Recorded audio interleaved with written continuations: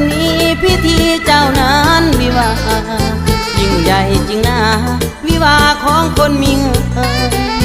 จัดเลี้ยงโต๊ะจีนไม่เคยได้ยินมาก่อนผู้คนสลอนสะอ้อนงานเจ้าเหลือเกินแต่อายคนนี้คนที่หัวใจถูกเมินคงความเก้อเขินทนเดินร่วมงานพิธีเห็นแฟนพี่มีความสด